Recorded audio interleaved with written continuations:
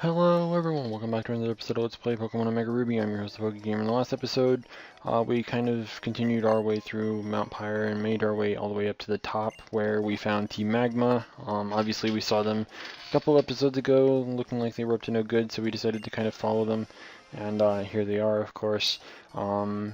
So yeah, we're going to be taking care of them today, as well as making our way to Lilycove City, because we kind of want to make our way to Lilycove first before we get started on the next thing that we're going to end up having to do in regards to the whole Team Magma thing.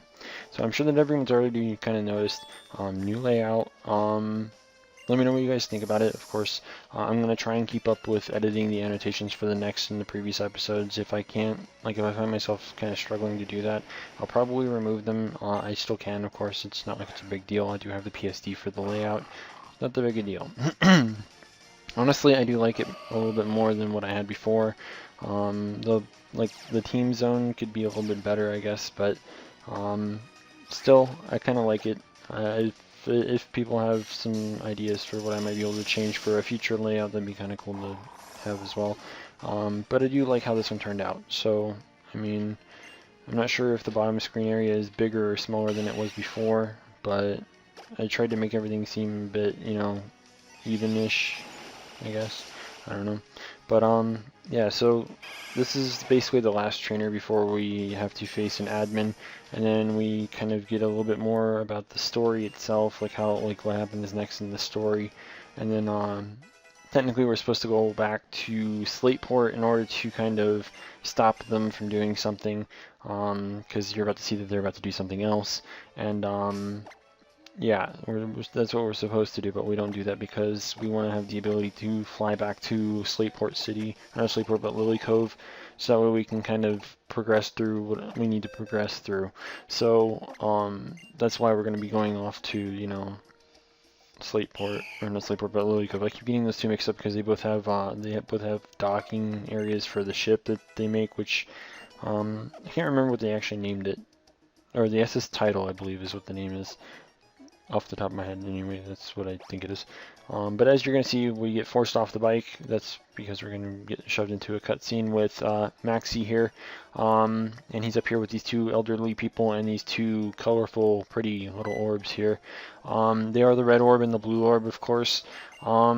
They are both said to control their corresponding legendaries, of course. The red, you know, is supposed to control Groudon, and the blue is supposed to control Kyogre, or vice versa, something like that. I've always been a little bit like backwards about this. It's been like, okay, well, why take this one if he's doing this, or, you know, whatever. And yeah, so either way, we're greeted with a little admin battle against our ever so lovely Courtney. Again, she's basically Pokemon waifu of Generation 3, at least aside from May. I'm just going to put that out there. I don't really care what people say. I honestly just really like Courtney in this game. And of course, May's always been basically one of my favorite protagonists in all of the Pokemon series. So, I mean, that's kind of what I'm getting to. Anyways, I guess there's a couple things that we can kind of cover in regards to, you know, like anything kind of Pokemon, you know, Pokemon related news. So apparently, for those of you in Europe, the Pokemon OmegaRuby and AlphaSapphire demo is now, you know, kind of just available for download directly from the Nintendo eShop. So you can use it to get the free Glalie as well as its Mega Stone, and you can also get other things like scales or heart scales and nuggets. So if you want to get that, you can. Apparently, they've updated a few things about the battle competition. I don't really feel like I need to kind of cover this.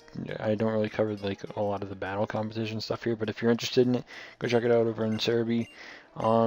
But this is something we've already kind of covered, and we're going to continue covering it now. For those of you with the Japanese OmegaRuby and AlphaSapphire games, the latest event has officially begun. This event offers an Emboar with its hidden ability of Reckless, which hasn't been obtainable before today. The distribution is obtained via a shared serial code, which was given away with Pokemon Get TV last week. The code is Pokemon 500, literally 500, and the word Pokemon all caps, and is usable once per game until November 30th, 2015. In addition to that, the event that offers the Samurott with its hidden ability of Shell Armor, also unavailable before today, has also begun. This distribution is obtained via a shared serial code, which was given away in today's issue of Korokoro. The code is Pokemon 503. Again, Pokemon's all caps, and it's 503. So yeah, and it's usable once per game until November 30th, 2015. So yeah, no international release, of course, has been announced. But what the hell is the point at this point? Like, sorry to say this, but when it comes to something like this, there's no reason for an international release. I mean, yeah, it'd be kind of cool if we got the events. That way, if, stingy Japanese people were asking for, stupid 6 IV shiny legendaries that shit gold bricks or something, like, obviously we don't have something like that to give, or rather we don't want to give it if we have it. So, I mean, I can kind of understand how people in the West kind of go, well, where's our events, But at the same time, you kind of just can't care about it. I mean, when Generation 6 was introduced, it became possible to breed males to get hidden abilities. So when we got the Torchic event, which was, if I'm not mistaken, a guaranteed male, people were like, well, okay, we can't breed it, so how are we supposed to get it with good IVs? Because, they kind of messed with the whole RNG abuse thing in 6th generation. I don't know if you can still like RNG abuse like stationary Pokemon. It's probably impossible considering how free you are in the game. You can move in every direction, etc. So it might be a bit more tricky if it is still possible. But I mean, how were you supposed to get it outside of potentially hacking? Like, let's be real. And do you honestly expect them to let you use something like that in an official Pokemon tournament? No. Maybe online play as long as it was legal hack. Maybe. But, I mean, let's be real. So, as time went on, I think it was like less than a week, people had found out that you can breed the Torchic to get a hidden ability one with potentially better IVs. So, I mean, with that being a thing now in Generation 6, I don't know if these starters, whether it be the Snivy, the Tepig, or the Oshawott, I don't know if all of that is, like gender locked or not, but it's kind of retarded to do that now because you can just breed it and get better IVs. So, I don't know. It's just, in a way, I kind of agree with how Japan does things when it comes to, or maybe not Japan, but Game Freak in general, whenever it comes to deciding what parts of the world get certain types of, events. Normally, whenever it comes to like Western events, you usually see things like legendaries and stuff like that. And whenever it comes to Japan, you see a lot of things like the starters and, stuff like that. Really weird and whatever shit. And, part of the reason why they don't release some of that stuff here is because A, there's cloning, and B, it's probably something that can be bred or, something like that, and then it can just be mass produced all over the place. I mean, look at, what was it called? The one move that was released that made it so that way you could double your prize money in a battle. I can't remember the name of that move. But, a lot of people were like, okay, well, we can't get the Pokemon over here, obviously, so how else are we supposed to get it?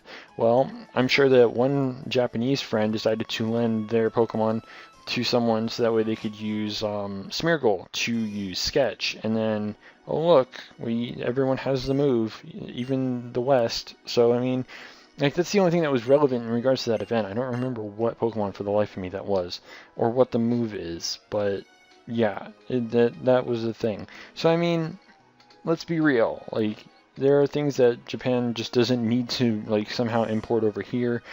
Things like that. And these hidden ability starters are basically the same way.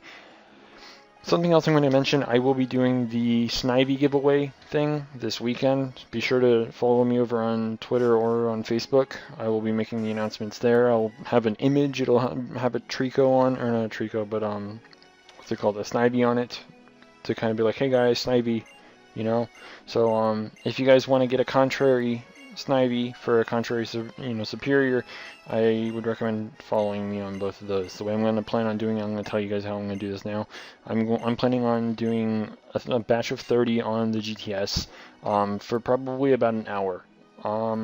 If they are not all gone within the hour, I will be wonder trading them as well as a second box of 30 contrary Snivies over, Wonder Trade, and, that way people can just get them. So, if you guys are interested in that, be sure to keep an eye out for it. I do plan on doing it this weekend. I'm gonna have to find room because Elsword's kind of doing something, and I managed to get my account back after it was apparently suspended for hacking, which, believe it or not, I was suspended for an even longer period of time than I supposedly, I guess, was, because I had never had an offense on my account before, and the way that they do it is your first offense, you get a 7-day suspension and in-game money gets wiped, and then the second offense is a 30-day suspension with the money being wiped as well. So I ended up skipping that whole first offense and ended up getting a second offense, and I don't understand how I did that, but whatever. Maybe it was because I was partied up with a hacker. I don't know what the problem was. I don't care. Whatever. So, yeah, I mean, I don't know. Whatever. But now that I have my account back, there's kind of like an event going on, so I need to kind of deal with it, and it's going to be amazing for me to do it on the weekends because of the unlimited stamina, but I am going to try and find a room sometime during midday for people to do that.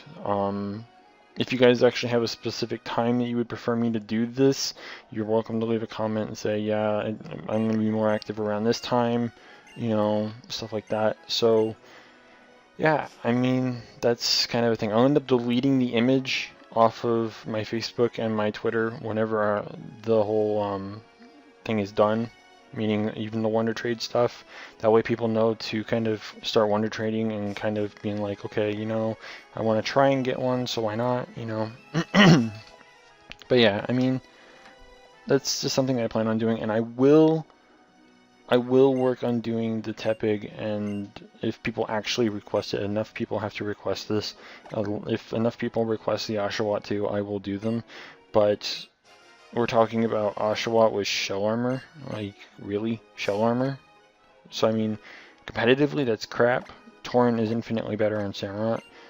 But, I mean, if, like, a good number of people actually ask, and I mean, somehow, out of, like, my 1,000-something subscribers, like, 500 of them say, I want this Oshawott, you know, that would need to happen. Otherwise, it's just not happening. Because I don't get as many views as people might think I do with the way that this thing looks, or whatever.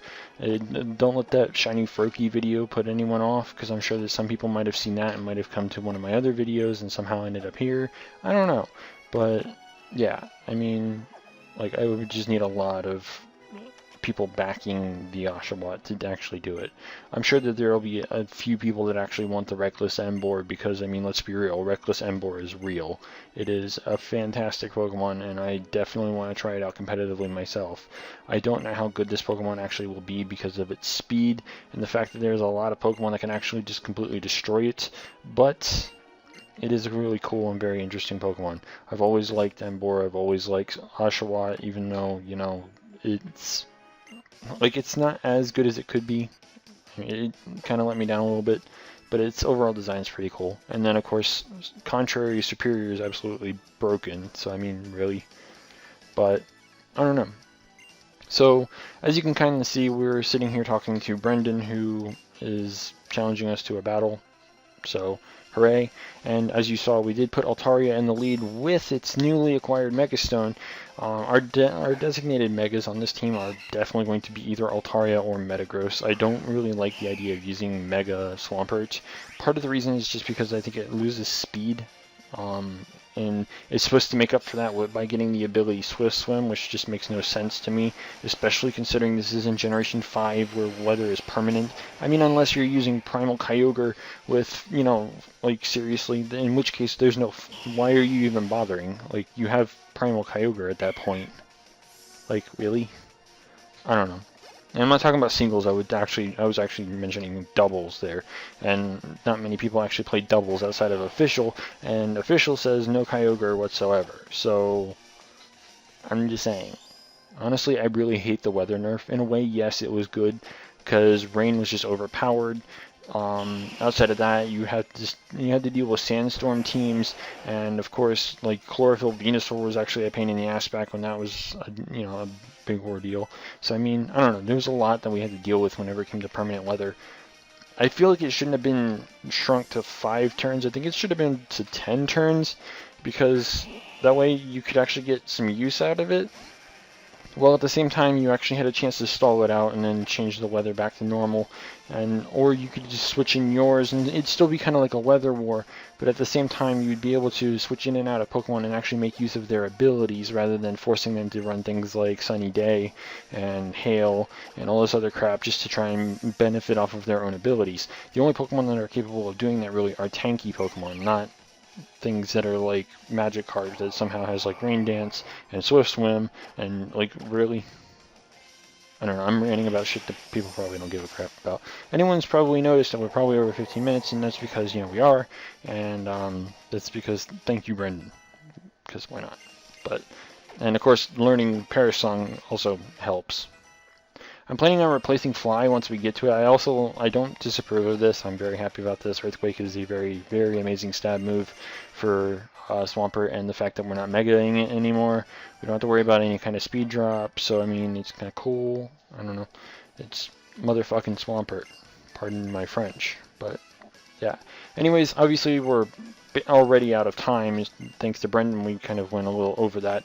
So in the next episode, what we're going to definitely be doing is we're going to be continuing through Lily Cove and exploring to see whatever else is here before making our way to Slateport and figuring out what the hell's going on with Team Magma.